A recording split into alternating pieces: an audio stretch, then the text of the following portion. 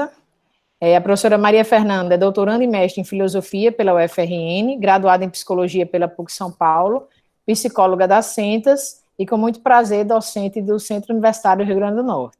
A professora Manuele Gondim é mestre e graduada, pela Universidade Federal do Rio Grande do Norte, especialista em Direito Civil e Processo Civil e também, com muito orgulho, professora da casa. Professoras, desejamos que tenhamos uma boa palestra. Pedimos aos conferencistas que mantenham os microfones desligados e a imagem. Informamos que o evento já está sendo gravado. Logo mais no chat vocês terão o link do credenciamento. Pedimos que não esqueçam, para que seja possível, que seja gerado o certificado correspondente. Professora Emanuele, com a palavra. Boa tarde a todos. Obrigada, professora Úrsula. Boa tarde a todos. Para mim é um prazer estar aqui nessa tarde de hoje, participando juntamente com Fernanda e com vocês dessas explanações que são tão importantes, quanto à nossa época, ao nosso momento, de pandemia, isolamento social. E o tema, gente, que é um tema que nunca se esgota, porque a gente tem, assim, um desafio, como famílias, tá certo? Principalmente as famílias, que são reconstituídas, ou aquela família que já existiu, mas deixou de existir por conta de no caso do casamento, que deixou de existir, ou da união estável que se dissolveu, mas a família da criança, ela permanece, ela persiste, e aí o desafio, mesmo em tempos de pandemia ou sem pandemia, é muito importante a gente entender que cada vez mais, a guarda compartilhada começou a existir no nosso ordenamento jurídico em 2008, e aí sofreu uma modificação em 2014, e é sempre muito importante a gente entender, que nós, num momento de normalidade, ainda temos desafios a superar quanto ao exercício dessa guarda compartilhada. Imagine numa situação feito essa, Então, eu queria compartilhar com vocês essa apresentação, a nossa exposição de hoje. Eu queria saber se vocês estão conseguindo ver direitinho, se está visível. Alguém poderia me dar um retorno? Tá sim, professora. Perfeito, professora. Perfeito, Muito obrigada. Então, esse tem que ser tratado de uma forma multidisciplinar, até porque o direito e a psicologia, eles se entrelaçam de uma forma muito bonita, na hora em que a guarda compartilhada, ela vem como uma reflexão, para fazer com que essa criança e esse adolescente, inseridos nessa família, onde houve um divórcio, onde houve uma dissolução de união estável, vai ter que superar, esse rompimento desse laço entre os pais, mas como a gente já falou, a família dessa criança, desse adolescente, permanece a mesma, E aí, é por isso que é importante a gente entender, como essa guarda compartilhada, ela vai acontecer, e a psicologia, ela entra nesse contexto de uma forma muito interessante e muito importante, que é quando o direito, inclusive, reconhece, por meio das normas, não só do Código Civil, como também do Estatuto da Criança e do Adolescente, que fez 30 anos, agora dia 13, tá certo? Da importância de que o judiciário, ele sempre busca essas reflexões com base não só na psicologia, como também no serviço social, tá certo? Então, nós vamos começar agora, e aí eu trouxe essas figuras para a gente refletir, antes de adentrar efetivamente no tema, essa guarda compartilhada dentro desse contexto, que nós estamos vivendo de isolamento social, ela já está sendo vista de outras maneiras, com relação não só aos pais, como também com relação a outras pessoas da família extensa, os avós, que hoje em dia, também, desde 2010, eles passam a ter a possibilidade, tá certo, de ter esse direito de visitação estabelecido por meio de uma decisão judicial, o que é extremamente importante também para essa criança e para esse adolescente. E a gente tem que compreender essa guarda compartilhada, esse compartilhamento, que foi percebido, através de estudos psicológicos também, estudos jurídicos, que é uma forma de estabelecer uma convivência entre esses pais, pós-finalização do casamento, pós-finalização da união estável, buscando, por meio dessa convivência, desse compartilhamento, minimizar esse distanciamento que houve, né, para que essa criança ou esse adolescente sinta o mínimo possível os reflexos dessa separação, desse divórcio, tá certo? E aí a gente percebe nessas figuras que eu trouxe para vocês, esse novo contexto que nós estamos vivendo, né, e também outras pessoas da família extensa que vão passar a conviver, né, com essa necessidade de estar junto, de estar próximo, né, mas em função desse isolamento social, buscar formas alternativas, tá certo? Para que essa criança e esse adolescente, bem como os adultos envolvidos nessa relação familiar, tenham contato, permaneçam buscando resguardar esses direitos, né?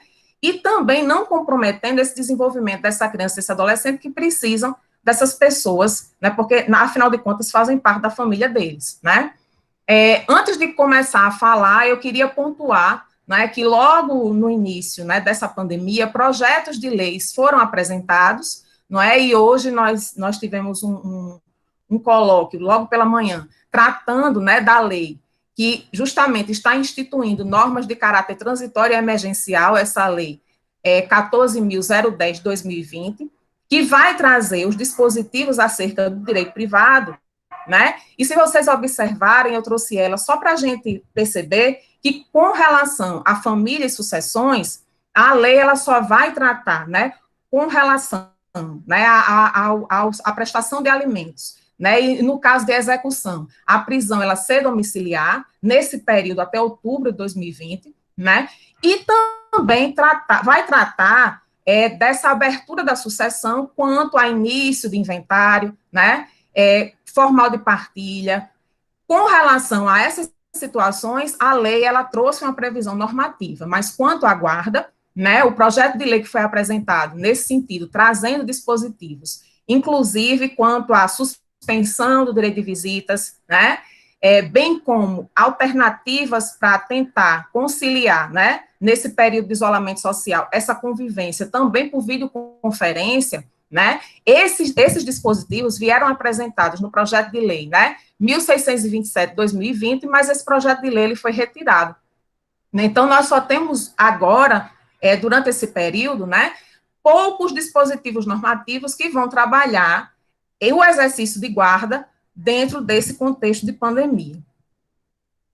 A guarda compartilhada, gente, ela vai ser analisada dentro de um contexto de poder familiar, né? E aí é bem importante que a gente trate essa guarda compartilhada dentro do contexto do poder familiar, que ele vai existir com relação a esses pais e esse filho, criança e adolescente, enquanto esses filhos forem crianças e adolescentes, né? O que significa o poder familiar? O poder familiar, ele vai existir por meio de um vínculo de parentesco, até mesmo vínculo civil pela adoção, que é quando esse pai e essa mãe vão ter responsabilidades com relação a esses filhos, crianças e adolescentes, né, que é quando o poder familiar ele vai existir. Esse poder familiar, ele significa, né, que esses genitores vão exercer um munus público, que é uma responsabilidade pública com relação a essas crianças e esses adolescentes, tá certo? E dentre as prerrogativas do poder familiar, nós temos o exercício de guarda, nós temos o direito de representação, de assistência, tá certo? Temos também as obrigações de dar a essa criança e esse adolescente todo o suporte para que ele se transforme num adulto, né? Num adulto que possa se responsabilizar pelos seus atos, num adulto que tenha consciência, né, com relação à importância da família, e isso acontece dentro do contexto de responsabilidades, tá certo? Que vai existir por meio do compartilhamento da guarda ou do exercício da guarda, seja ela unilateral, seja ela compartilhada. Então, nós temos a guarda, gente, como uma das prerrogativas do poder familiar, que são direitos e responsabilidades que os pais têm com relação aos filhos, né? E aí, também, antes de trabalhar essa guarda compartilhada, nesse contexto, né, que nós estamos vivendo, discutir como é que essa guarda compartilhada e essa guarda unilateral, elas vão ser estabelecidas judicialmente, né? Seja por meio de uma ação de divórcio, seja por meio de uma ação de dissolução de união estável, ou até mesmo através de uma ação específica, né, de guarda com estabelecimento do direito de visitas, né, que pode ser decidido judicialmente, com base não só numa decisão judicial, oitiva dos pais, né, oitiva também da criança ou do adolescente. No caso, o adolescente, ele já pode ser ouvido, né, a partir dos 12 anos de idade. A criança, geralmente, se entende que há necessidade de estudos psicossociais para que essa criança ela possa ser analisada e a situação familiar ela possa ser analisada para saber o que seria melhor, né, com relação à garantia, né, da proteção integral e o atendimento ao melhor interesse dessa criança e desse adolescente.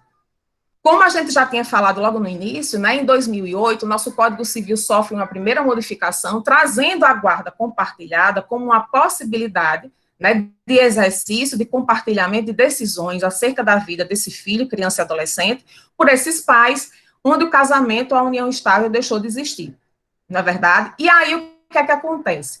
Em 2014, o nosso Código Civil sofre uma nova modificação, até pela própria experiência do judiciário, acredito que também por laudos psicossociais que são importantes, né, nessa averiguação do que é o melhor para essa criança e para esse adolescente, no sentido de resguardar seu interesse e a proteção integral. E aí, em 2014, o nosso Código Civil sofre uma nova modificação e a guarda compartilhada, ela passa a ser via de regra, né, não apenas uma escolha. Inclusive, quando a gente vê, né, as modificações que o Código Civil sofreu no sentido de estabelecer a guarda compartilhada como uma guarda preferencial, a gente percebe que, mesmo existindo o litígio, o judiciário ele vai tentar instruir esse casal, né, de forma a que eles considerem que a guarda compartilhada é a melhor escolha, né, mesmo existindo o litígio, o judiciário, juntamente com o Ministério Público, vão tentar tratar essa família no sentido de oportunizar a essa família que esse exercício de guarda compartilhada, ele prevaleça, ele se dê e continue da melhor forma possível, né? A guarda unilateral, como nós já sabemos também, né, que era anteriormente, né, a guarda mais estabelecida, né, e principalmente para que estabelecida em prol da genitora, ela também é uma opção, inclusive, quando a guarda compartilhada ela é sugerida e um dos genitores ele decide, né, que o outro ele tem mais possibilidades de exercer a guarda unilateral, ela vai ser decidida também, né?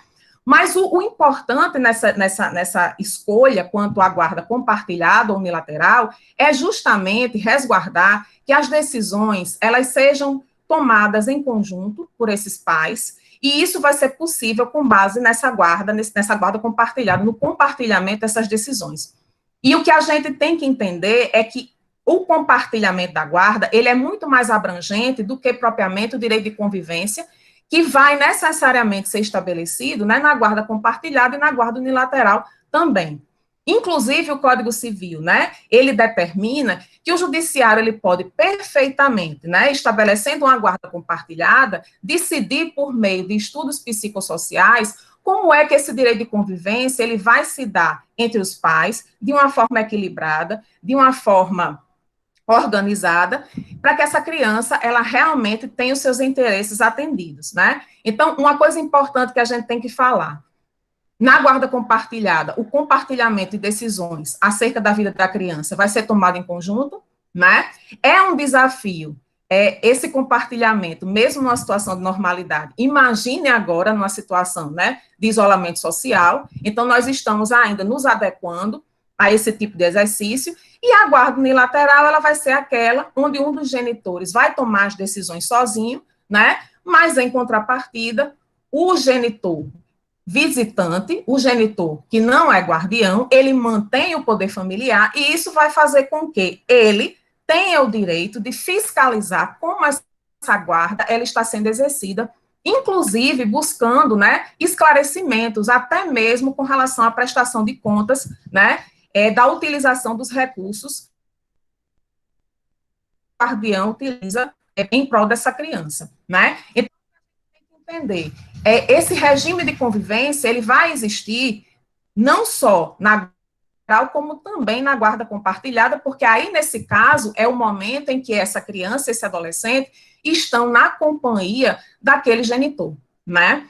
E uma coisa importante que a gente tem que entender é que na formação do indivíduo, da criança e do adolescente, né, essa guarda compartilhada, ela veio como uma forma de de trazer essa possibilidade de presença, né, e de compartilhamento de decisões, de forma que essa criança e esse adolescente tenham sempre presente, não só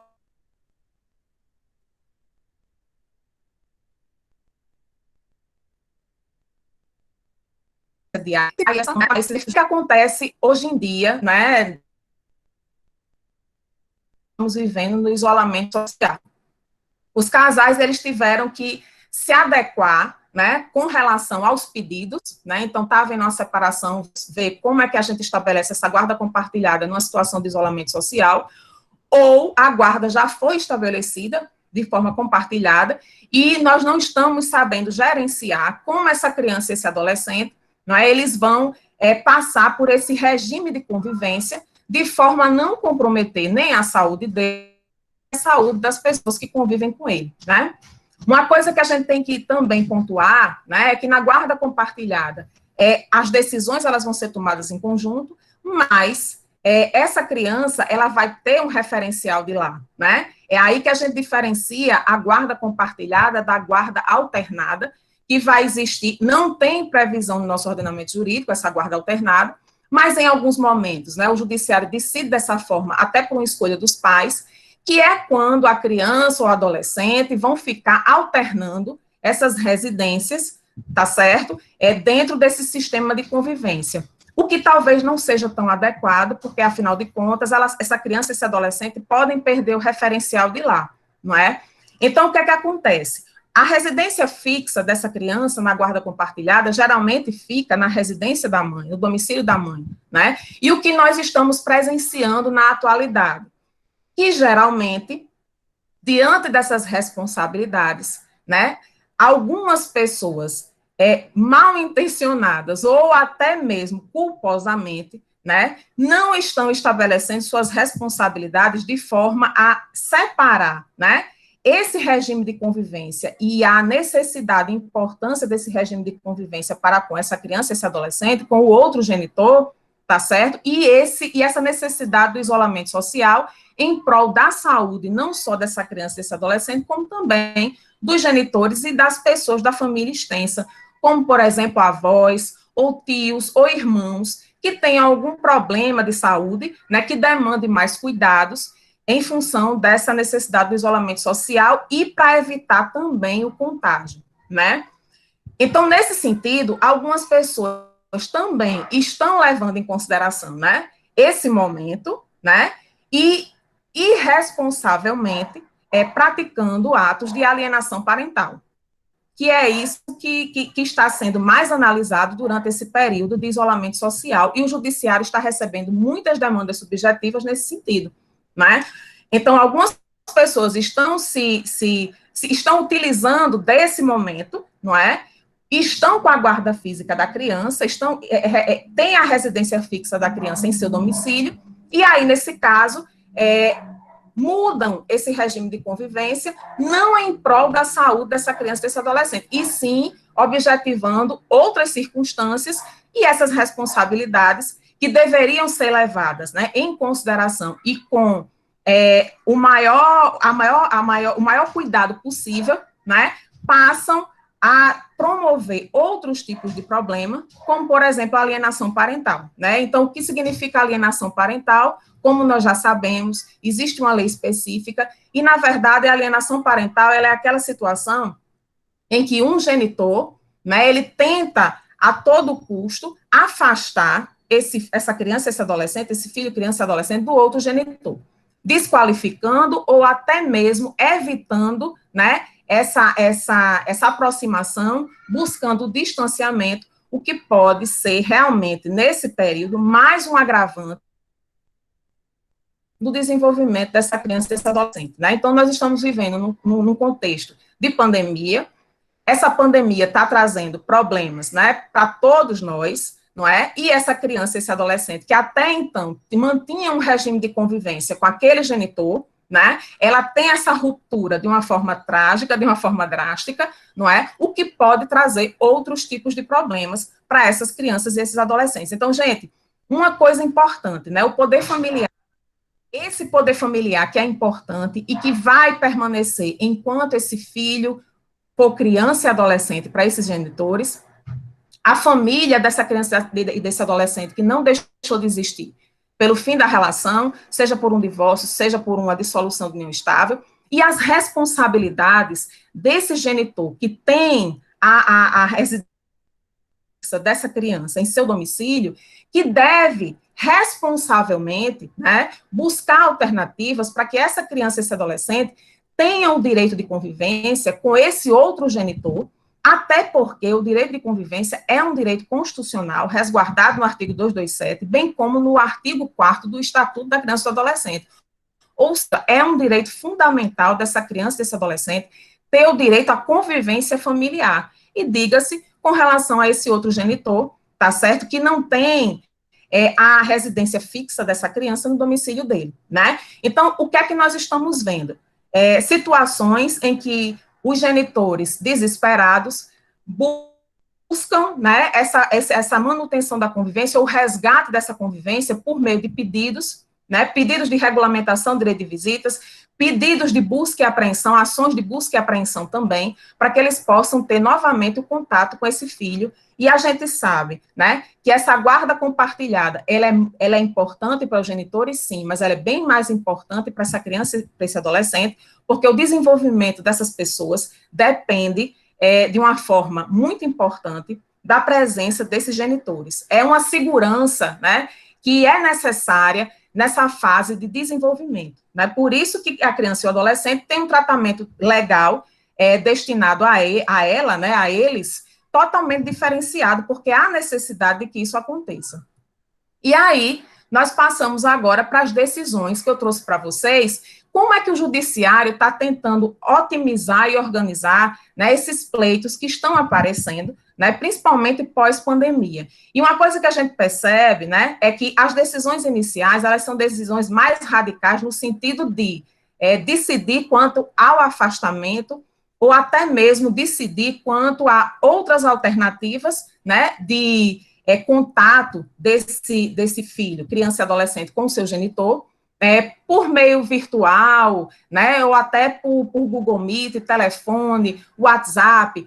E a gente percebe que, com o passar do tempo, nós estamos nos adaptando de uma forma, né, que se percebeu também que essa convivência ela pode ser presencial, né? Com todos os cuidados necessários, essa convivência ela pode ser presencial. Então, como primeira decisão, eu trago para vocês, do Tribunal de Justiça de São Paulo, no mês de março, né, o pai divorciado, que ficou impedido de visitar os filhos em razão do coronavírus, porque esse pai morava em uma cidade diferente, né? Então, por meio de uma liminar, tá certo? O pai divorciado, ele simplesmente ficou sem o direito de visitar seus filhos, né, de forma presencial, em função do coronavírus. Então, a gente percebe que é o judiciário também decidindo, né, em prol de um resguardo ao melhor interesse e à proteção da criança e do adolescente, no início ainda, né, de pandemia, né, onde nós não conhecíamos muito, né, desse vírus, e esse vírus chegando, né, o judiciário também tem as responsabilidades no sentido de resguardar essa criança, esse adolescente e seus direitos também, né? Essa segunda decisão do Rio Grande do Sul, o pai já começou a visitar a filha, né, por meios virtuais, né? Então, o juiz Leonardo Vanoni, da primeira vara judicial da comarca de Taquari, determinou que as visitas entre o pai e a filha, um bebê com menos de 1 ano de idade, sejam por meio virtual no período em que durar a pandemia do coronavírus. Essa decisão, inclusive, acredito que ela pode até ser revisada, né, nessa nossa atualidade, nesse mês em que nós estamos, porque nós temos outra percepção desse vírus, né? Bem como a criança, ela pode estar um pouquinho maior, né? A gente sabe que o desenvolvimento, né, de toda essa contaminação dentro da nossa realidade, né, foi perceptível que as crianças, elas sofrem menos quanto a essa contrapartida da doença, não é? Inclusive, pediatras já deram entrevistas, né, e até gravaram lives, trabalhando justamente isso, né? É interessante que os adultos, eles são mais acometidos de forma mais grave com relação ao coronavírus, e as crianças, elas muitas vezes ficam assintomáticas, não é? Eu vi até uma entrevista de um pediatra, onde ele fez uma estimativa na nossa cidade, né, dos pronto-socorros, de todos os pronto-socorros que atendem crianças e adolescentes, e ele ficou, assim, bem surpreso, porque no ano de 2018, 2019, durante esse período, né, esse período de início de ano, onde há muitas chuvas, as viroses elas são mais presentes, o contato na escola é maior e as crianças adoecem mais, né? Existia uma estimativa, foi feita a estimativa, né, de que em 2018 e 2019, mais de 4.000 ou 5.000 crianças foram atendidas nesse período, né? Já agora, no mesmo período, ele disse que apenas e tão somente 400 crianças é que foram atendidas no pronto-socorro, né? Então, agora, com esse isolamento social, a gente percebe que essas viroses, né, que são mais presentes entre as crianças na escola, né, elas deixaram de existir em função desse isolamento, e bem como o novo vírus, ele se manifesta de uma forma menos letal com relação a crianças e adolescentes, isso é uma surpresa muito boa, né? Então, vejam que é uma decisão inicial, de início ainda, né, onde, em prol da proteção a essa criança de 1 ano de idade, as visitas presenciais desse pai, elas foram transformadas em visitas virtuais, né? Já nessa decisão, a Justiça intimou os pais, em caráter de urgência, para que a regulação do regime de visitas fosse estabelecida, claro que pelo pleito de quem não estava vendo a criança, não é? E aí as partes, elas foram intimadas e apresentaram ao judiciário, por meio de petição, uma nova forma de direito à convivência, né, para se estabelecer nesse período de pandemia, né? O que é super importante para essa criança e para esse adolescente, nessas situações de isolamento social, onde essa sensação de angústia, essa sensação de solidão, né, ela vai ser suprida por meio de uma segurança de presença desses pais na vida dessas crianças, né? Então, é bem interessante essa decisão.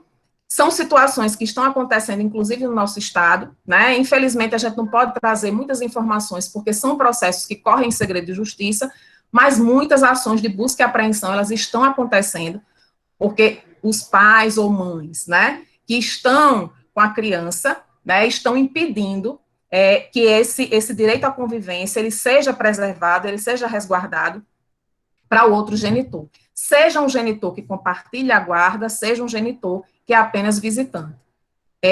Essa decisão do Tribunal de Justiça também, né, do Distrito Federal, foi bem interessante porque houve uma suspensão das visitas paternas temporariamente, e o pedido de suspensão da visitação foi feito pelo próprio pai da criança, né, ele trouxe meios alternativos para ter contato com o filho, com a filha, em função dos genitores dele, por serem idosos e morarem com ele, né? Então, essa decisão, ela estabeleceu essa suspensão em função dessa realidade desse genitor. Então, foi a pedido desse genitor, né, que essas visitas, elas passaram esse contato, na verdade, ele passou a se dar de uma forma diferente, de uma forma alternativa, que é a mais comum, né, hoje em dia.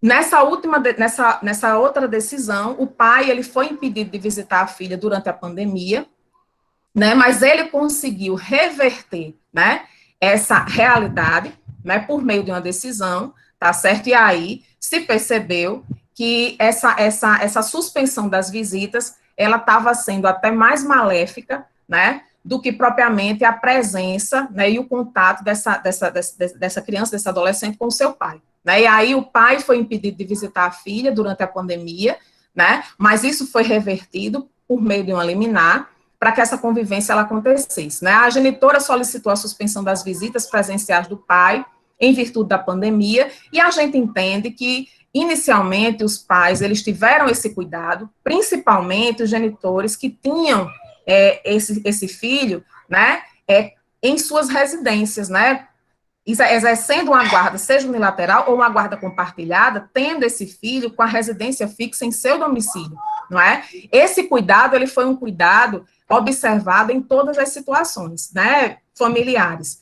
Mas acontece que, hoje em dia, o judiciário já está percebendo alternativas interessantes, como, por exemplo, a fração, né, de dias, como se estabelece nas férias escolares, buscando justamente minimizar esse distanciamento, que muitas vezes, para a criança e para o adolescente, né, não é suficiente se der no meio virtual, tá certo?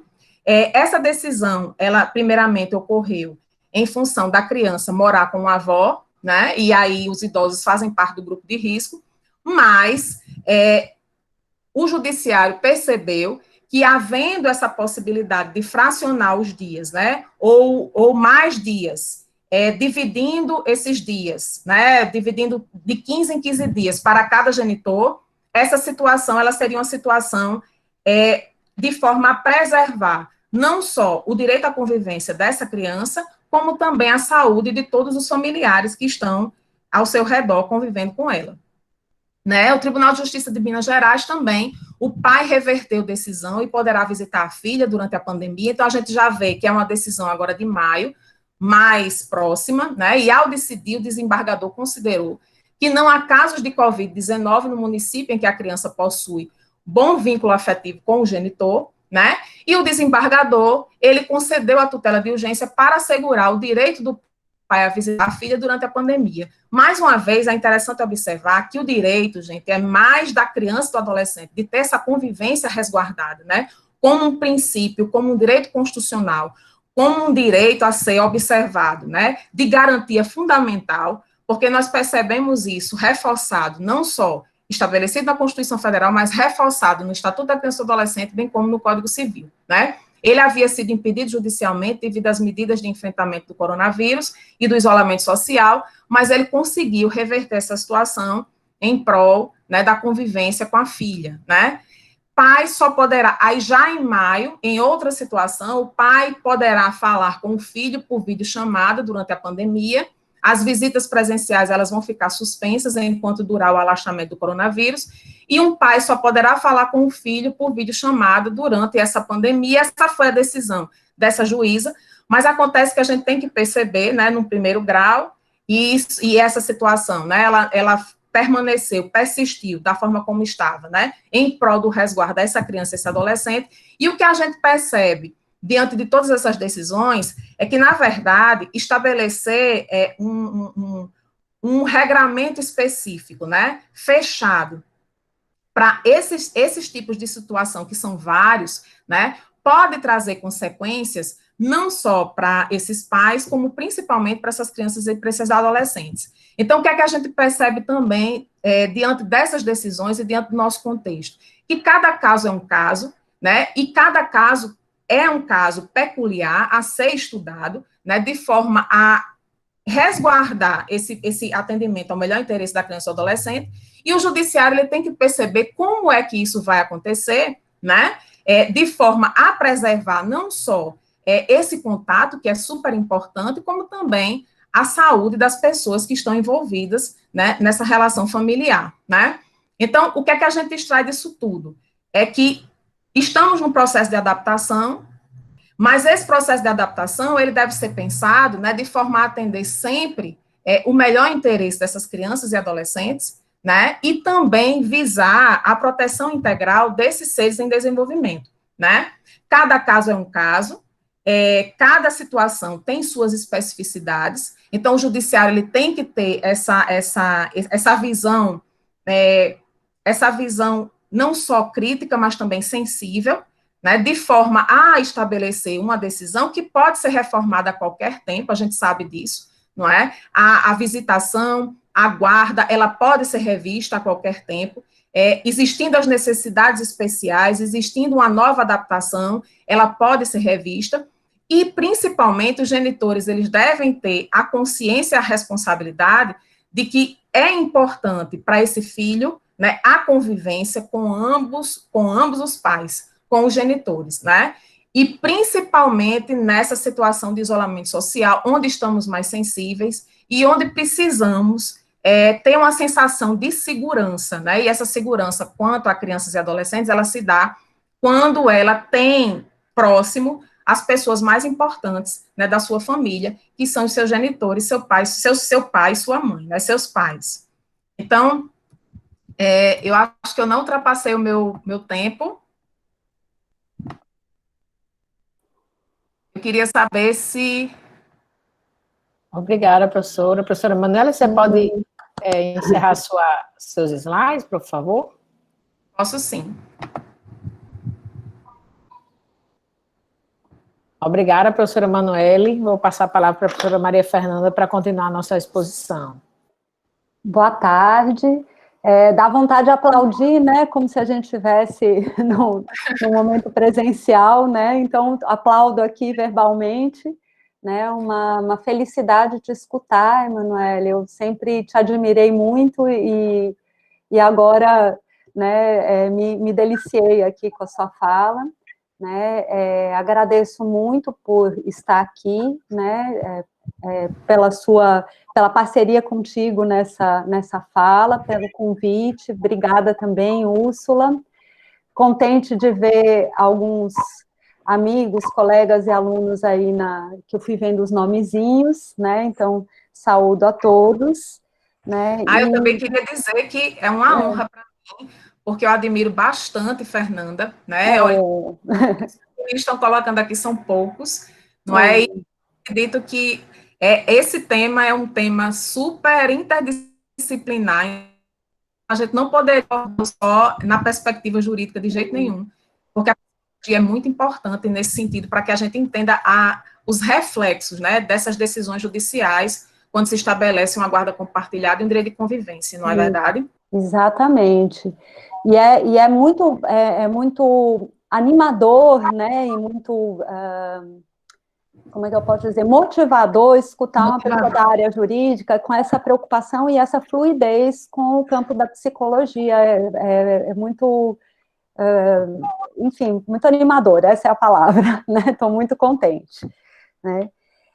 Eu vou começar, já a gente vai falar um pouquinho mais da situação mais específica da pandemia, mas assim como o Emanuele, eu gostaria de fazer um recorte para falar um pouco do que é a psicologia nesse campo jurídico da família, né, o campo do direito de família, ou das famílias, né, como a gente vem falando agora, né. Então, vou começar falando um pouquinho da perspectiva com a qual eu trabalho, né, eu trabalho na perspectiva da psicologia social, né, as psicologias como um todo coincidem na ideia de que o social é relevante, é importante para a formação do sujeito e explica muito sobre as nossas relações e os aspectos psicológicos da forma como nós somos, né, mas em especial, a psicologia social com a qual eu trabalho, não só considera que o social é importante ou influencia, mas considera que é o social que nos constitui, né, ou seja, a gente nem existiria se não fosse pelas nossas relações sociais, somos constituídos por nossas relações sociais, né, e nesse sentido, a gente já passa a pensar a sociedade, a interação entre sociedade e direito, né, então, a sociedade e o direito se retroalimentam, é uma relação dialética, né, então, a partir da forma como a gente vai vendo, por exemplo, a história do direito, né, que Emanuele pensou aí um pouquinho, a gente também vai vendo os lugares sociais dentro da família, e mais especialmente o lugar social da criança e do adolescente, né, então, o recorte que eu vou usar é falar um pouquinho disso, para a gente ver o que é que está em pauta hoje em dia, quando a gente fala de guarda compartilhada, e quais são as questões que a pandemia pode colocar para a gente, né, porque eu acho que a situação excepcional, ela traz questões que não são só da situação excepcional, elas têm a ver com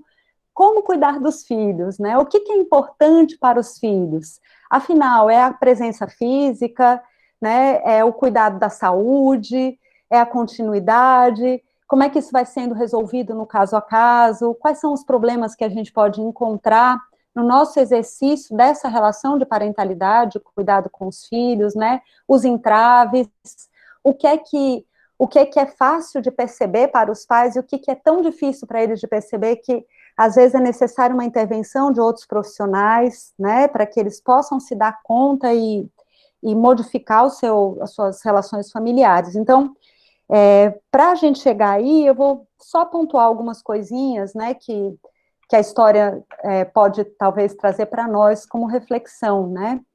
A gente vê uma modificação, nos últimos 100 anos, principalmente, muito marcante da forma como as famílias se organizam, né? E isso a gente vê, inclusive, no próprio direito, né? Se a gente pensar no Código Civil de 16, a gente percebe uma centralidade muito grande do casamento, como sendo aquele que inaugura a família, né? E as relações afetivas, elas estão meio que, assim, levadas a reboque, né? O mais importante é preservar o casamento, porque há, de certa maneira, uma concepção de que a boa educação, a educação moral, a que vai permitir uma sociedade bem organizada, é aquela com fortes instituições, né? As instituições sólidas. Então, a ideia de preservar a família é a ideia de preservar a própria sociedade, né?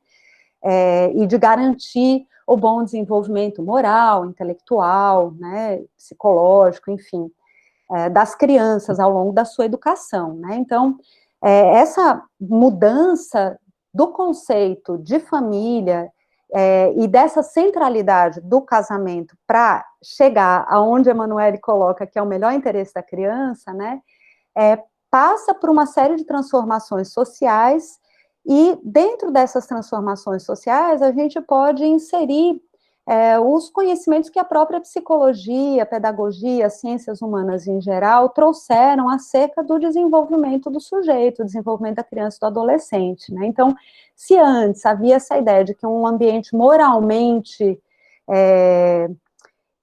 estabelecido, né, moralmente, como é que eu posso dizer, né, preservado, que a instituição do casamento traria, né, garantiria o bom desenvolvimento da criança e do adolescente, cada vez mais vai aparecendo a figura do vínculo afetivo como sendo fundamental para o desenvolvimento global da criança e do adolescente, né, para o nosso desenvolvimento enquanto pessoas. Isso casa direitinho com as modificações que vão acontecendo na própria legislação, né, então, nessa dinâmica, nessa dialética entre sociedade e direito, isso acaba chegando ao direito também, né, e aí aparece a ideia da criança e do adolescente como sujeitos de direito, né, que desde a Constituição, do artigo 227, depois no Estatuto, vão consagrar essa figura, né, a criança já não é nem propriedade do Estado, nem propriedade da família, ela é um ser que em si, né, tem direitos, e esses direitos precisam ser cuidados, garantidos, preservados pela sociedade como um todo, pela família em especial, né? Então, isso aparece na Constituição, aparece no Estatuto, depois, como você falou, no Código, no último Código, né, de 2003, enfim, essa concepção da criança vai aparecendo, e cada vez mais, dentro dessa concepção, a noção de vínculo afetivo é fundamental, tanto para definir o que é família, quanto para definir quais são as melhores condições para que uma criança cresça, né, e se desenvolva da melhor maneira possível, né. E dentre essas transformações sociais, a gente pode destacar a questão da separação ser legalizada, né, do divórcio, que é em 77, né, se eu estiver falando alguma coisa errada, vocês me corrijam aí, né, então... 77, certíssimo. Né, então, vamos lá, então com essa legalização aqui no Brasil do divórcio, o que a gente vai tendo é cada vez mais a possibilidade de finalmente se separar legalmente, e mais divórcios. A gente tem uma espécie de um boom dos divórcios durante a década de 80, né, não só no Brasil, como em outros países, e nessa época os psicólogos estudam com muito afinco quais seriam as repercussões da separação para as crianças e os adolescentes, como que isso impactaria, né, psicologicamente para eles, né? Então, essa é um primeiro foco, e há, num primeiro momento, uma ideia de que a separação em si é algo muito lesivo para a criança, né, é melhor não separar, mesmo a separação, ela estando legalmente permitida e estabelecida, né, existe essa noção de que, de alguma forma, a separação vai prejudicar o desenvolvimento da criança ou do adolescente que está envolvido nesse cenário, né.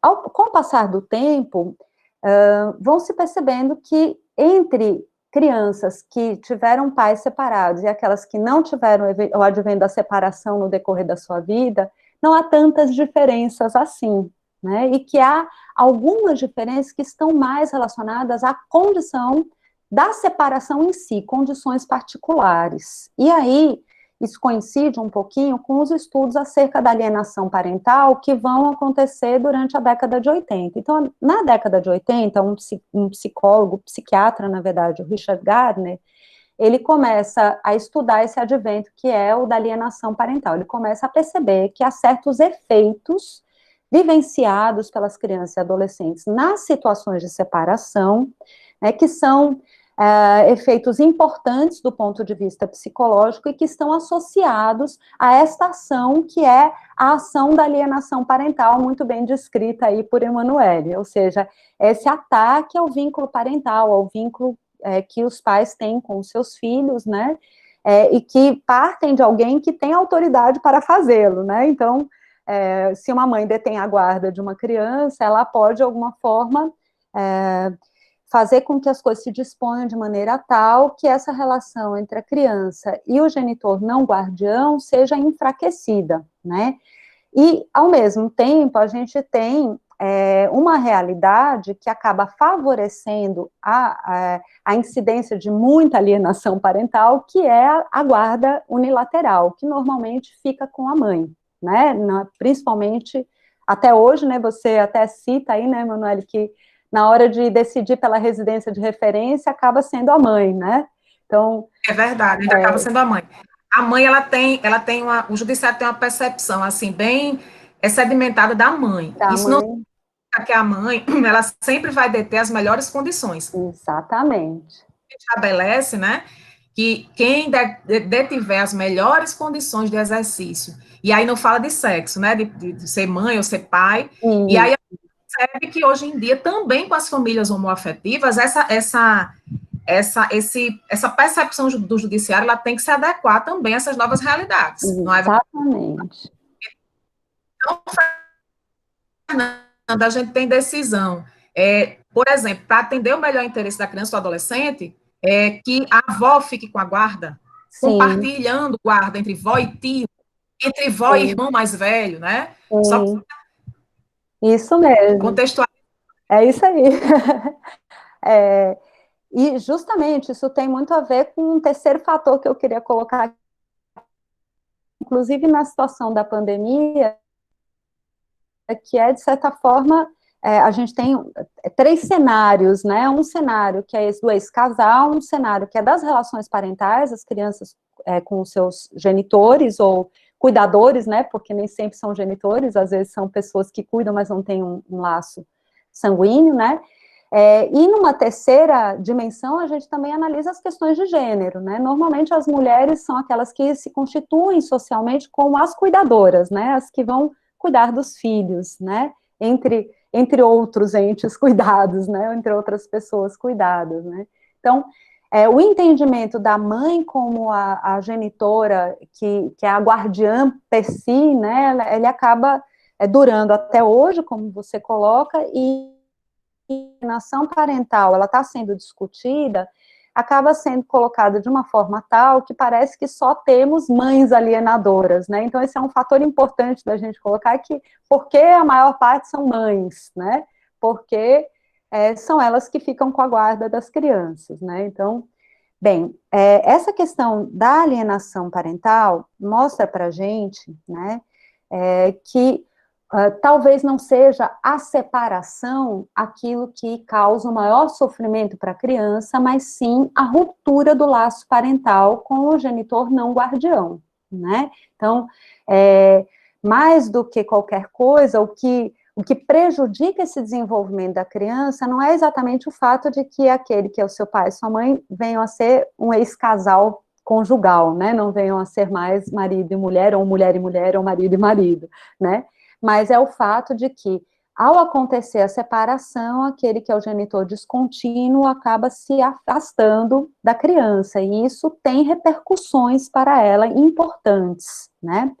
E justamente a lei de 2010, né, que é a lei que procura coibir a alienação parental, ela parte desse pressuposto, né, de que a alienação parental é algo que fere um direito à convivência que a criança tem com os 2 genitores, e que no momento em que a alienação acontece, isso acaba se rompendo, né.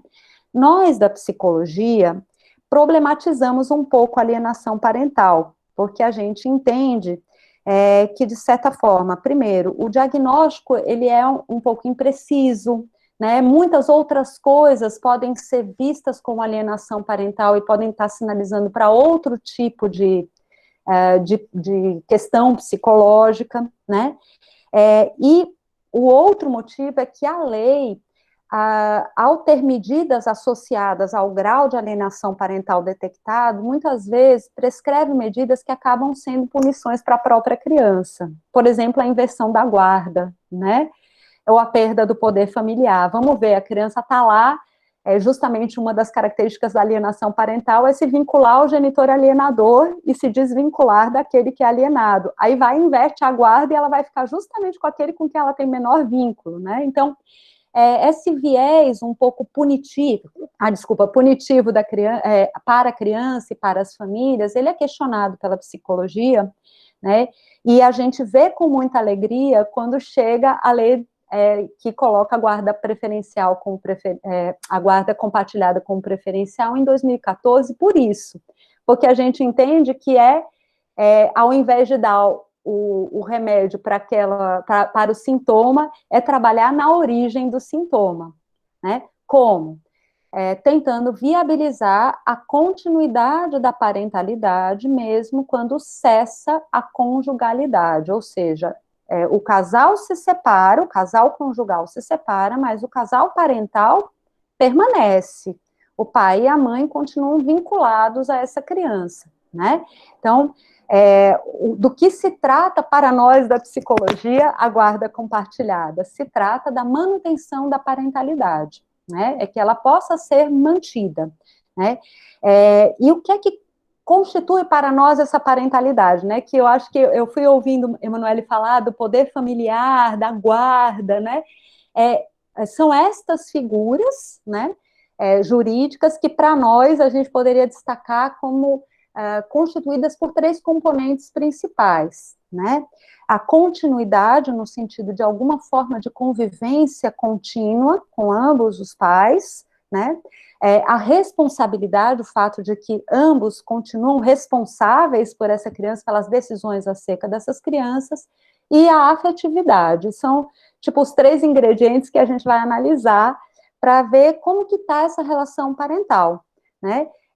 E para nós, né, assim como para o direito, e você coloca muito bem isso quando fala das questões que a pandemia traz para nós, né, essas condições não têm um manual, elas não têm um formato específico, elas vão ter que ser decididas caso a caso, a partir das possibilidades que esse pai, essa mãe, ou esse pai, essa mãe, tem de cuidar dos seus filhos, de estabelecer esses 3 eixos, né? A partir da própria realidade deles também. Às vezes a gente exige de dos genitores coisas que eles até gostariam de oferecer para os filhos, mas não podem, né? Então, a gente vai precisar analisar quais são as possibilidades de exercício dessa parentalidade para que ele possa se dar da melhor maneira possível, né? E isso passa muito por essa questão, como a gente vinha colocando aí, da construção social dos papéis de gênero. Por quê? Porque quando a gente diz que ambos têm o direito de cuidar dos seus filhos, né, e que a criança tem o direito de ser cuidada por ambos, a gente rompe um pouco esse paradigma de que a mulher é a cuidadora e o pai é o provedor, né? Agora esse pai vai ter que se encontrar aí numa forma de estabelecer uma relação com seu filho fora desse contexto da união conjugal, né? Então, para nós, da psicologia, é muito interessante o quanto a guarda compartilhada coloca em cena o pai. Esse pai vai ter que aprender como que é o jeito dele de ser pai. Por que eu falo isso agora em relação à pandemia, né? Porque justamente é isso que a pandemia acabou trazendo, né? Uma vez que a residência de referência dessas crianças acaba sendo a residência da mãe, esses pais vão ter que reinventar a sua forma de ser pais, né? Isso vai colocar uma necessidade de um improviso, de um questionamento sobre o que é importante no caso a caso para cada uma dessas crianças que estão em uma situação de privação da convivência em virtude da pandemia, né? Então, para algumas vai ser o contato virtual, para outras vai ser esse intercâmbio de 15 em 15 dias.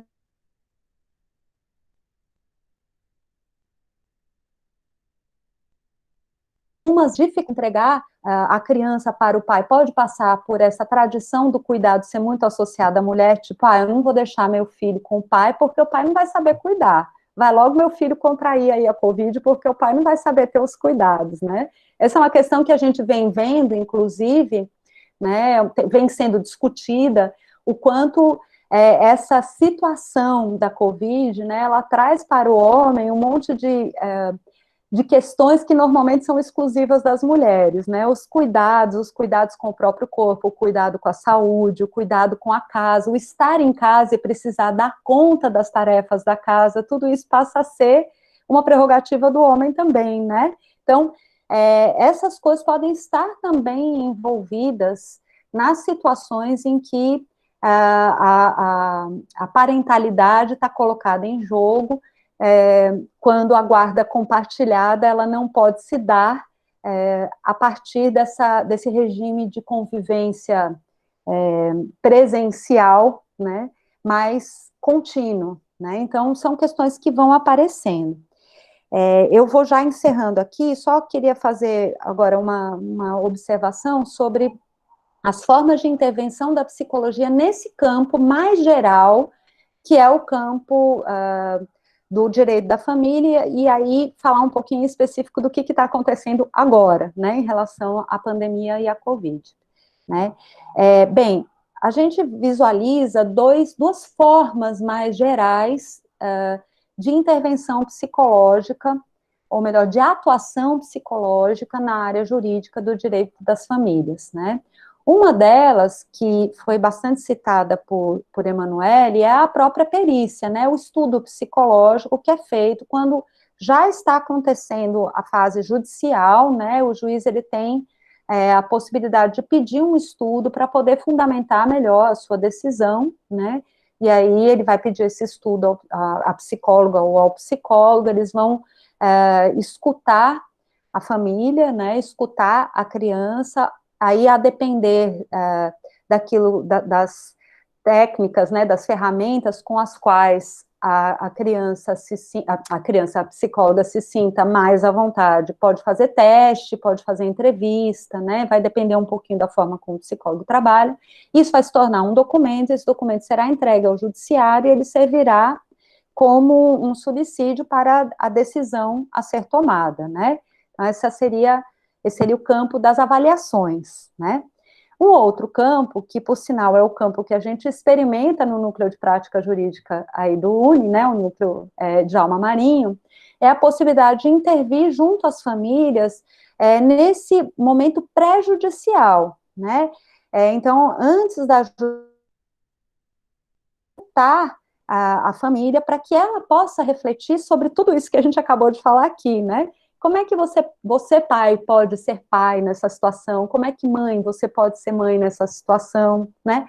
Falar sobre a importância da guarda compartilhada, colocar no centro da discussão a criança, o que muitas vezes para os pais é difícil, porque eles estão em um momento de dor, né? Então, esse transladar para o melhor interesse da criança, racionalmente parece óbvio, mas para quem está vivenciando um processo de luto por uma separação, muitas vezes é difícil, então é necessário, num primeiro momento, apoiar essa situação de dor, de luto, né, para então, a partir desse apoio, desse acolhimento, trabalhar com esse pai, com essa mãe, como que eles podem manter essa parentalidade nesse novo cenário, como é que essa família pode se reorganizar da maneira mais autônoma possível, né, utilizando o direito não como uma ferramenta para brigar, né, mas ao contrário, uma ferramenta para poder reorganizar a família de forma a assegurar os direitos de todos os envolvidos, principalmente a criança e o adolescente, que são o elo mais frágil ali, né, dessa cadeia, né, então, essa é uma possibilidade de intervenção. Hoje em dia, com a Covid, o que a gente tem são as possibilidades remotas, né, e aí a gente tem algumas questões, porque o Conselho de Psicologia, ele nos prescreve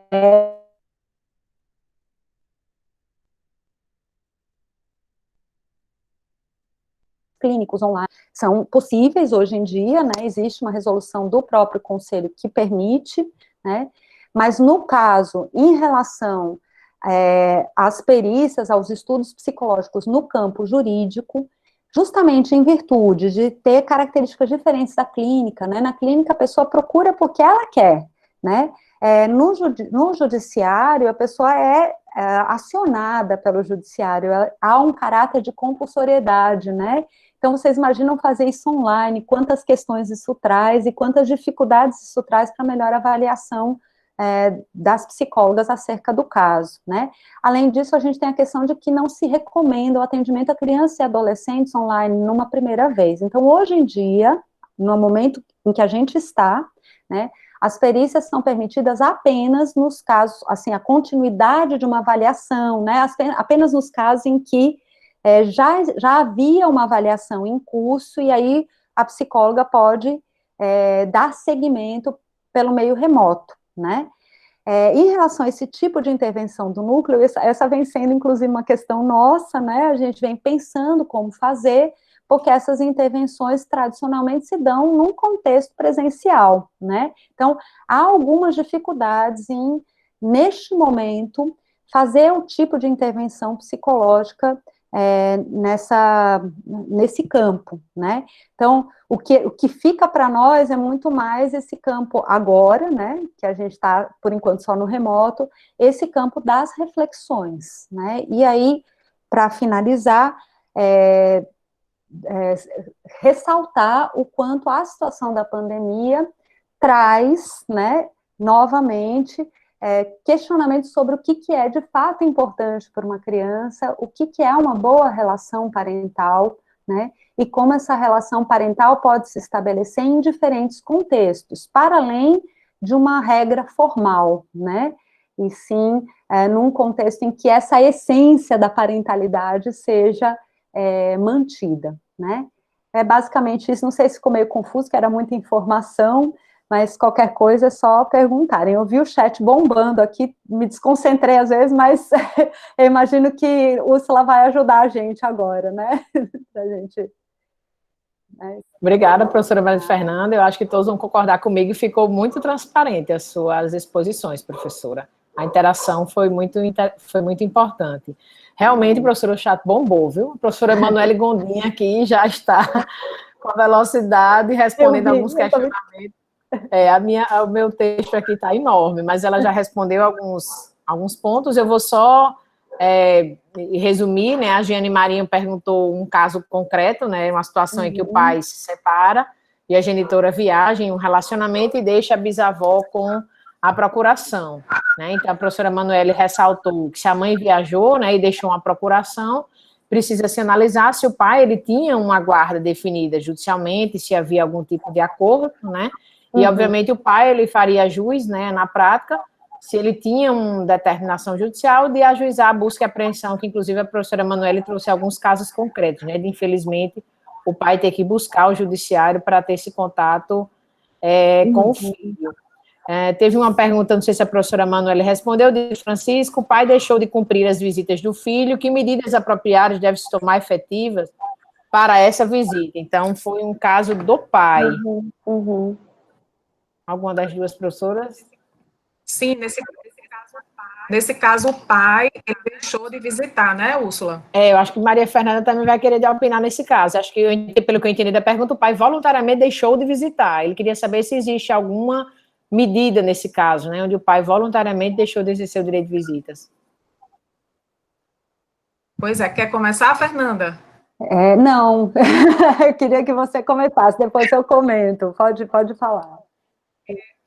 Francisco, isso aí é tão complicado, porque a gente tem como estabelecer e organizar essa convivência parental, como a professora Fernanda bem falou, não é?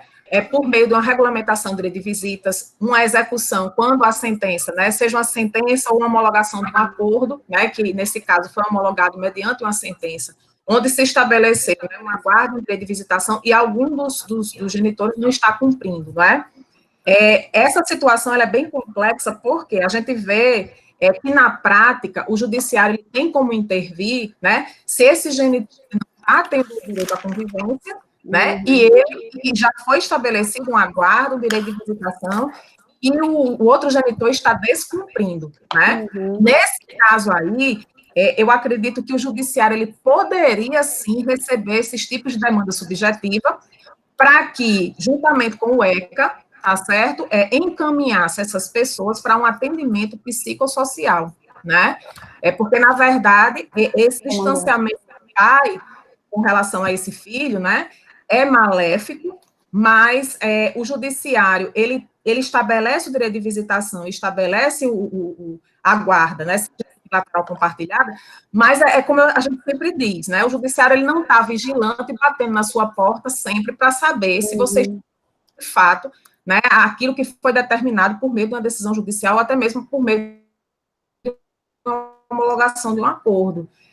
Vai da consciência de cada um, né? Então, o que é que acontece? Eu acredito que seria interessante o judiciário receber esse tipo de demanda, né, para encaminhar essas pessoas para um tratamento psicossocial, né, até mesmo com tem uma jurisprudência bem interessante, onde um pai, ele fugiu o Brasil inteiro, né, justamente para que a mãe não tivesse contato com a filha. Foi uma coisa diferente do que Francisco perguntou, né?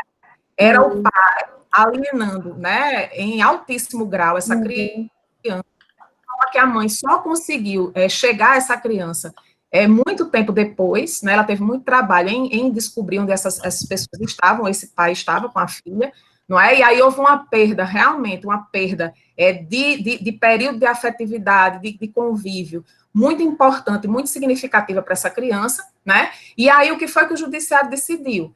Encaminhar todo mundo para um tratamento psicossocial. Essa é bem interessante, né? Nesse caso aí, como o judiciário não pode obrigar ninguém a cumprir, né, esse tipo de público, tá certo?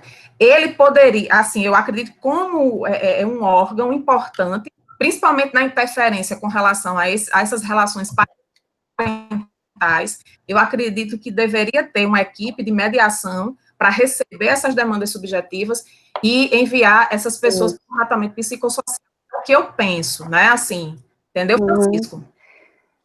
Eu quero saber se a professora me... agora, não, eu queria, por isso que eu queria pegar uma carona no que você fosse dizer, porque essa é uma coisa que a gente já teve alguns casos assim, né, que não chegaram com essa demanda explícita, né, ao CREAS, para quem está escutando o trabalho no CREAS, que trabalha com pessoas e famílias em situação de violação de direito, e aí, no meio disso aí, aparece, por exemplo, um pai omisso, um pai que não participa, né, e eu lembro uma vez que a gente fez uma notificação via conselho tutelar, né, dizendo que o direito à convivência familiar da criança estava sendo ferido pelo próprio pai. Mas, do ponto de vista psicológico, isso nos coloca uma série de questões, né? Porque, assim, você pode obrigar, vamos dizer assim, legalmente, um pai ou uma mãe a cuidar e a ter responsabilidade com os seus filhos, mas a amar, né? Como a gente obriga alguém a amar, a se colocar de forma amorosa, né? Então, a gente chamou esse pai no final. Foi necessário, justamente, esse aí foi o gancho, foi uma estratégia pouco assustado pela convocação do conselho, viesse a nós, e a gente começou aí um atendimento psicossocial, né, com esse pai. Questão, como que ele pode ser pai desse menino? Era um menino já adolescente, né? Foi muito interessante, em especial esse caso, porque era um menino que estava cumprindo medida socioeducativa, e ele começou a ficar muito mal psicologicamente, tinha a ver com a ausência do pai, né, e esse pai também muito sem jeito para chegar no filho, vamos dizer assim, né, como que ele fala, mas a mãe não deixa, né, a mãe deixava, mas é porque ele também não sabia como chegar no menino, então a gente ajudou,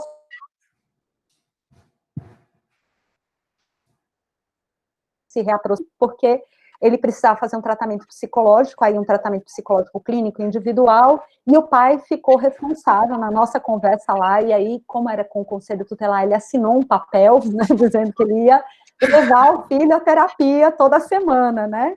E aí, com isso, o vínculo foi se foi e eu saí desse CREAS, né, hoje em dia eu estou em outro, mas esses dias eu tive uma notícia de que o menino, esse adolescente que agora já é um adulto, está ótimo, né, e foi realmente para vocês verem como um vínculo parental pode ser fundamental na vida de uma criança, né, então foi realmente um marco na história dele, né, então realmente, como disse Úrsula, isso leva a questão do abandono afetivo, né, como é que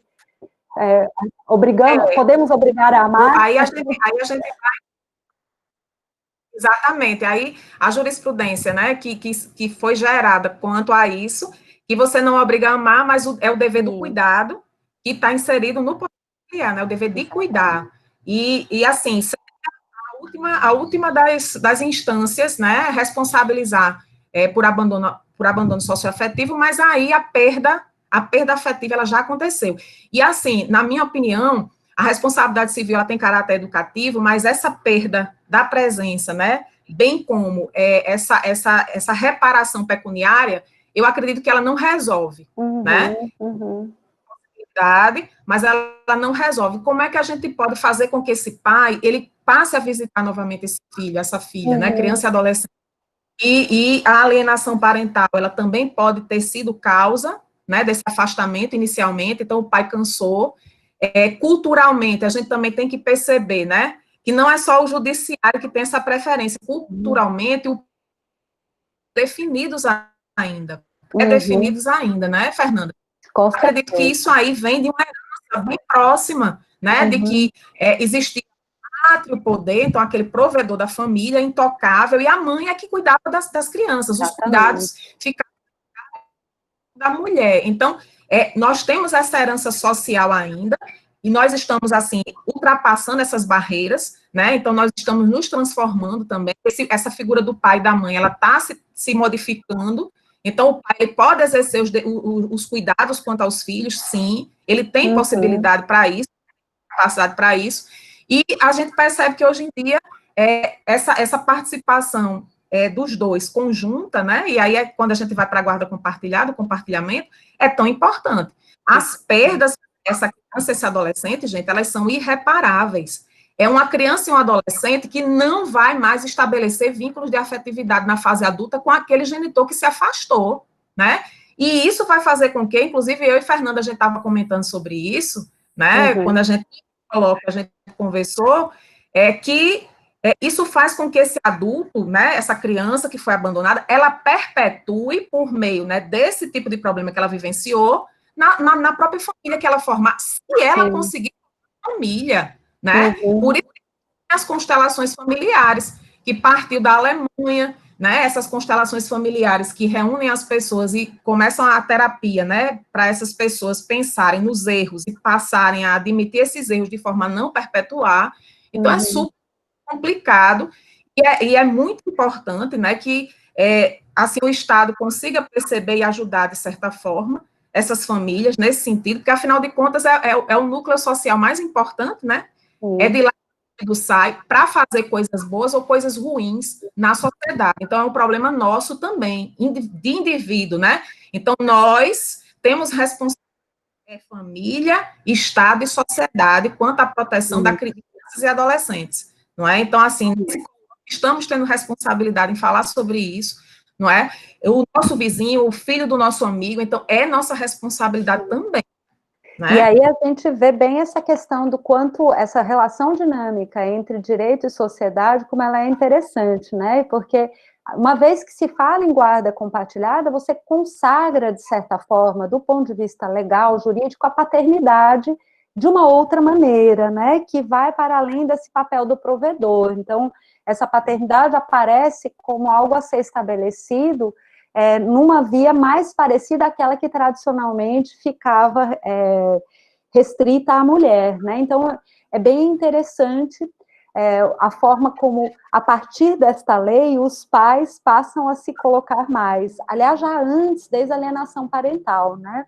Eu sempre comento isso em sala de aula, que faz mais de 10 anos, né, que eu dou aula dessa disciplina, e é muito interessante como, no decorrer desses anos, eu vejo cada vez mais pais falando em sala de aula quando a gente fala desse tema, né? Os pais se colocando, se preocupando com o desenvolvimento dos seus filhos, né? Então, a gente vê que o pai entra em cena mesmo com essas leis, né? É claro que são também as modificações culturais, sociais, mas a lei, ela de alguma forma, ela legitima, literalmente, né?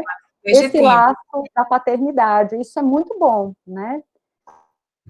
É legal. E o filme A Morte Inventada é excelente. Ontem eu até comentei com a Emanuele desse filme, né? A Morte Inventada, que mostra justamente isso. É uma morte em vida, né? E o pior dano que a alienação parental causa é, além da distância, aquilo que a criança fantasia acerca dessa distância. Ela se sente abandonada, insuficiente, né? Porque não é só deixar de conviver, é o que na cabecinha da criança é o motivo para esse afastamento, né? Então, isso tudo merece uma atenção mesmo, né? E, se possível, o ideal seria não trabalharmos com a lei da alienação parental, nem precisar chegar nela, é a gente conseguir antes colocar essa família em reflexão, para que ela possa fazer um regime de convivência que já propicie essa continuidade da parentalidade, né? E eu acredito que é uma superação em conjunto, não é, Fernanda? Essa superação tem que ser feita em conjunto, né? Não só com relação aos pais, mas também com relação a essa criança e esse adolescente, que muitas vezes que o distanciamento é provocado, não é? Então, na cabeça dele, ele pode pensar, ou ela pode pensar, que o afastamento, ele é uma escolha do genitor, que às vezes não é. E essa situação, ela pode permanecer e se perpetuar e nunca passar por um esclarecimento. Exatamente. Então, eu acho, assim, que uma das coisas, assim, que estruturalmente precisa ser repensada é uma equipe multidisciplinar trabalhando conjuntamente com as varas de família.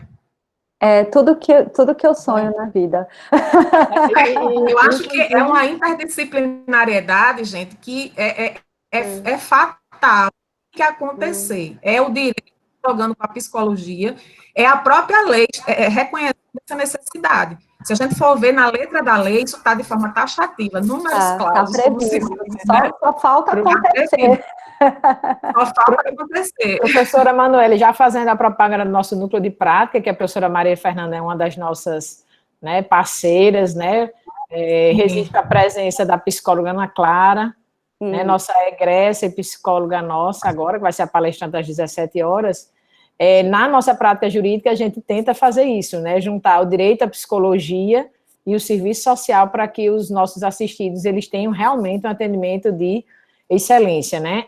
A nossa assistente social, Lindicé, que sempre prestigia os nossos eventos, né? Ela fez alguns comentários aqui, eu gostaria de ler para vocês. Ela falou da importância realmente da mediação, né? Do olhar que deveríamos ter realmente para a criança e para o adolescente nos processos de dissolução da sociedade conjugal, quando a professora Emanuele falou, e ela ressaltou realmente a importância da aproximação via conselho tutelar, né, para ter um resultado bem positivo. Realmente, quando a gente vê uma conciliação preventiva, né, a gente observa um resultado interessante. A pergunta de Francisco é a pergunta de $1 milhão, por isso que eu fiz questão de ressaltar, porque rapidamente a gente está bem avançada a hora, mas foi um dos grandes embaraços que eu passei enquanto bacharel em Direito. Aos 22 anos, fazendo uma audiência, né, representando uma determinada defensoria, e aí o pai, a mãe perguntava para mim, né, batia assim do lado e dizia, doutora, diga aí quando é que ele vai visitar, e o pai não queria visitar. O pai, ele não tinha interesse nenhum, as crianças presentes, e eu altamente constrangido, que eu pensava, meu Deus, eu não aprendi em sala de aula como resolver uma situação dessa, né, porque eu estava na frente de pessoas incapazes, que não precisavam viver aquele momento, e aí a mãe dizia, e o que é que ele vai ter de penalidade? O que é que a senhora vai dizer, doutora, de penalidade, se ele não for visitar os meninos?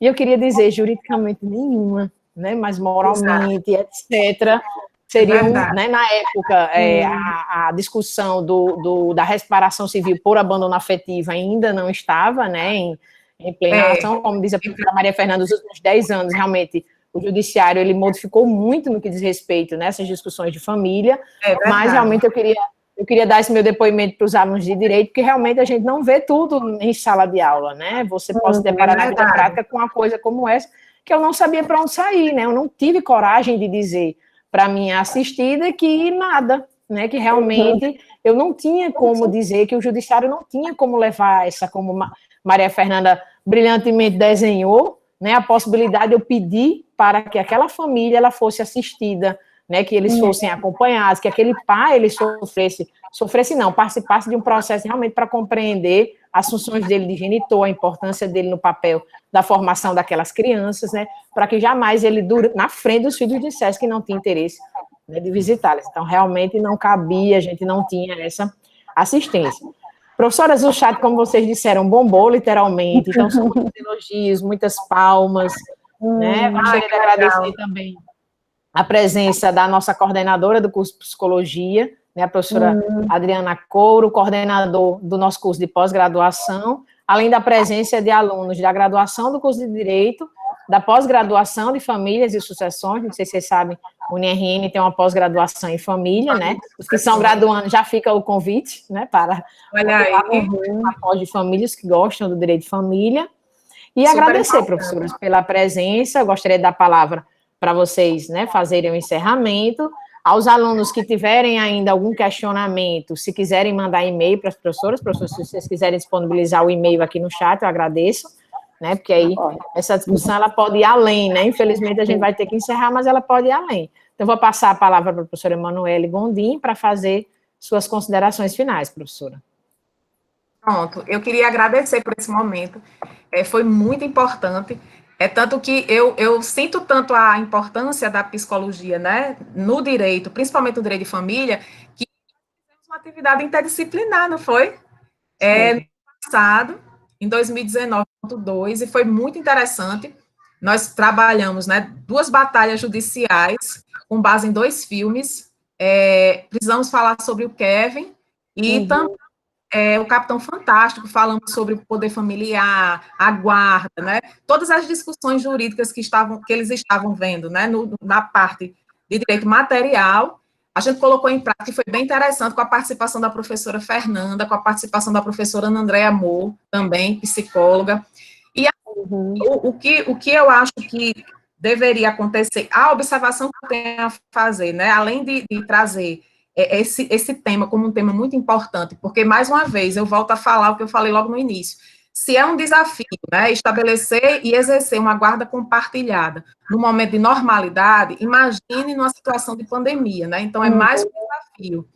É relativamente novo, né, que a guarda compartilhada hoje em dia é uma realidade. Então, se a gente for pensar de 2008 para cá, e principalmente quando ela passa a ser regra de 2014 para cá, então são 6 anos, não é? Mas, em contrapartida, nós temos previsão normativa, né, na hora que o Código Civil estabelece que o juiz e o Ministério Público, o Judiciário, vai tentar persuadir as partes para que elas exerçam a guarda compartilhada, é mais ou menos assim o que o artigo tem no seu texto, né?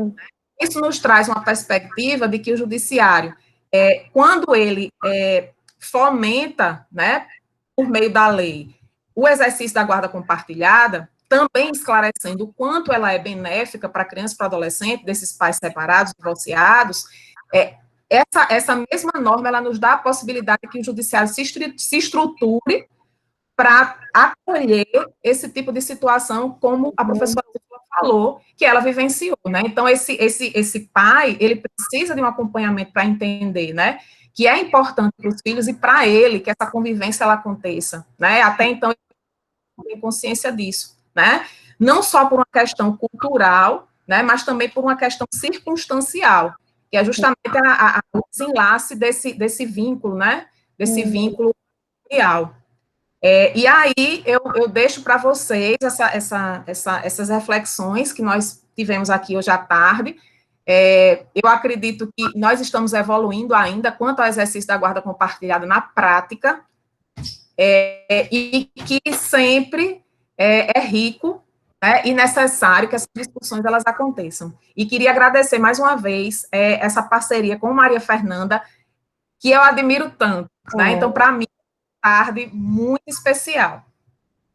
Igualmente, já começo por aí, então, eu agradeço demais, porque já é uma coisa, a gente vivia se encontrando, falando, vamos fazer alguma coisa juntas, né, o tempo todo, e aí fizemos aquela atividade interdisciplinar, mas ainda ficou o gostinho de quero mais, né, de fazer mais coisas. Quero mais, é verdade. E assim, eu fico muito contente e honrada, né, como eu já falei,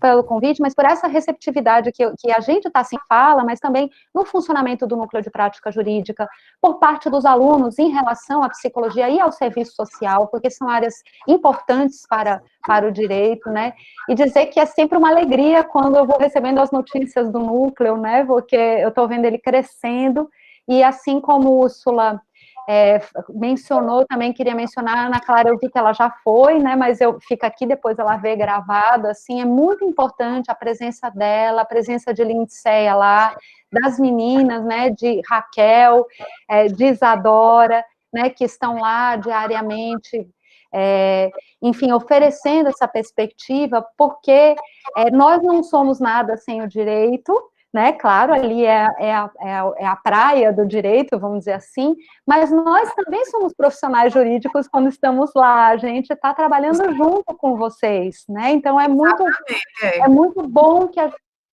gente vá tecendo essa inter-relação desde agora, né, assim, desde a formação. Eu acredito que a partir destas experiências, de falas como essa, e de profissionais do direito que têm uma visão como a que vocês têm, as coisas vão mudando, e isso é bom para as famílias, para as crianças, para os adolescentes, né, eu encaro com bons olhos isso, acho muito legal. Então, agradeço novamente, eu já vi que já são 4h33, eu imagino que o Úrsula deve estar querendo organizar a próxima fala, eu não sei se é você que está à frente, ou se são os demais, mas eu agradeço demais, vi alguns alunos por aí comentando, mas não tive tempo de olhar o chat, eu não sei se depois a gente recebe essas mensagens. É exatamente isso que eu estou fazendo, Tudo. Eu vou colar todos e mandar para a senhora via WhatsApp, principalmente os elogios que faz bem para a alma, né?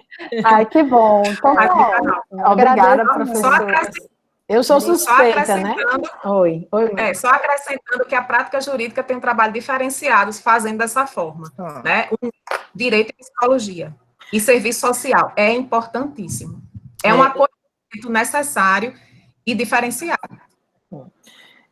Eu sou suspeita, né, por fazer qualquer comentário com relação aos CEJUs, tenho o prazer de tê-las, né, como colegas de trabalho há muito tempo e como amigas, né, então é um prazer estar aqui, ter ficado com vocês essa tarde, e quero estar na próxima atividade multidisciplinar, nós temos direito de família esse semestre novamente, quem sabe eu vou para a sala de aula com vocês e vamos fazer um negócio bem legal lá. Perfeito. Reitero aos presentes que devem preencher o formulário de satisfação, é muito importante a opinião de vocês, né, para que a gente possa organizar outros eventos como este, e fica o convite, vi que a minha chamada está sendo bem relevante, já coloquei aqui o link da próxima sala, que é às 17 horas, né, não é nesse, certo? Vocês vão ter que sair e entrar novamente. Mariana colocou o link que vocês podem ainda realizar a inscrição, então às 17 horas nós teremos uma nova palestra sobre violência doméstica, serviço social e psicologia em defesa da vida e combate à opressão. Então, com a professora Suzana Joffer, Deise Silvana e a psicóloga Ana Clara, que estava aqui conosco até há pouco tempo. Então, parabéns, professoras, obrigada pela tarde maravilhosa. Fala em nome de todos os presentes, né, alunos da graduação, da pós e convidados. Obrigada a todos.